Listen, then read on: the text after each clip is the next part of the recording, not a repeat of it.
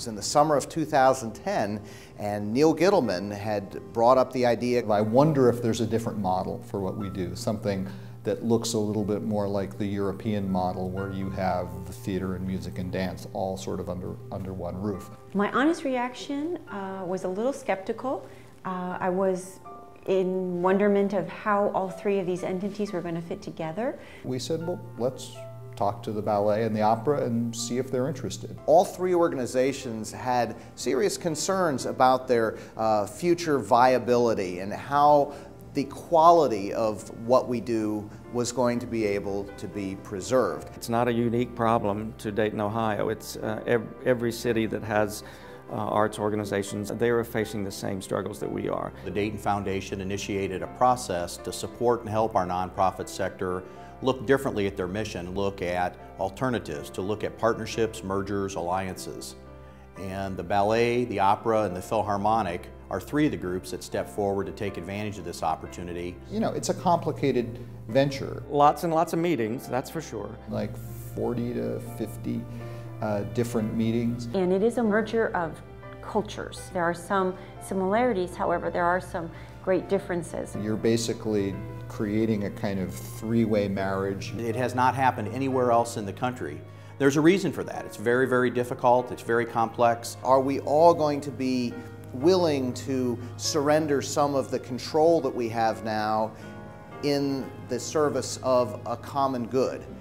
We decided there was no other way to begin to address that question than to get together. The due diligence process in which we sort of lay all of our cards out on the table, each to the other, has been an important part of it. And we have individuals who are willing to check their egos at the door and collaborate in a way that a lot of artistic people might not be able to. It was a process of getting to know each other personally, of learning more about the other organizations, what their specific concerns and challenges were.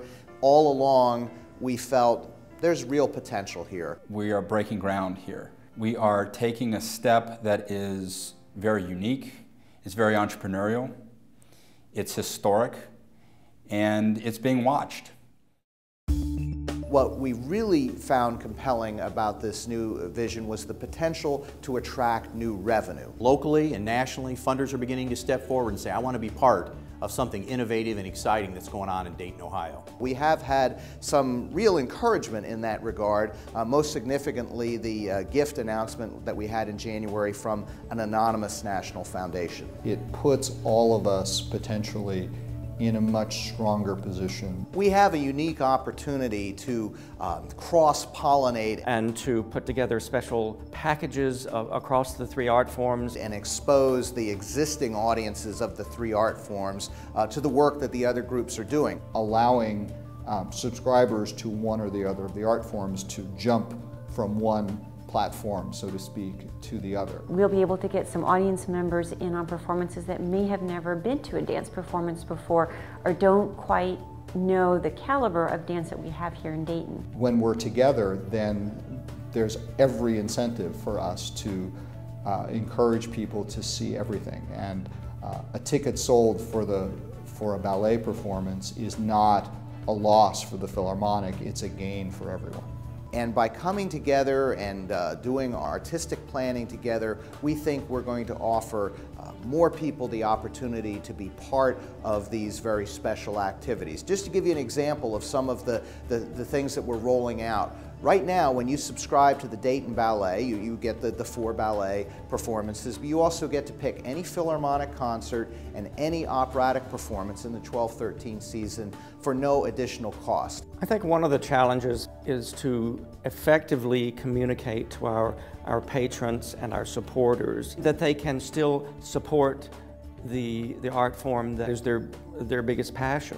You have to respect the deep heritage and the cultures of the three organizations. And we're going to have to build a sense of trust that when they give a gift, that those dollars will go where they have intended them to.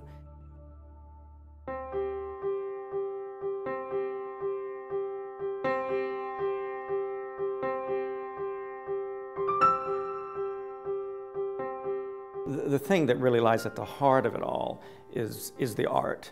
I love the idea of collaborations across different artistic disciplines. We sit down as artists and dream about what's possible. We're only going to enrich each other's performances by doing this. And I think there are so many exciting possibilities in terms of what we can do working together and planning together with these three different art forms and allowing each one of them to thrive on its own, but also to have very exciting collaborations. It's going to provide us with so many ways to collaborate in a more organic way than we have ever been able to do before. There's always a risk when you're doing something new, and we expect that new work is one of the things that the Performing Arts Alliance is going to create. If you don't have a high risk, you're not going to have a high payoff. I think it will bring us to the next level. There's a lot of very exciting stuff ahead, both for our audiences and for the performers. It's visionary. It's bold. It's collaborative. It's the Dayton Performing Arts Alliance.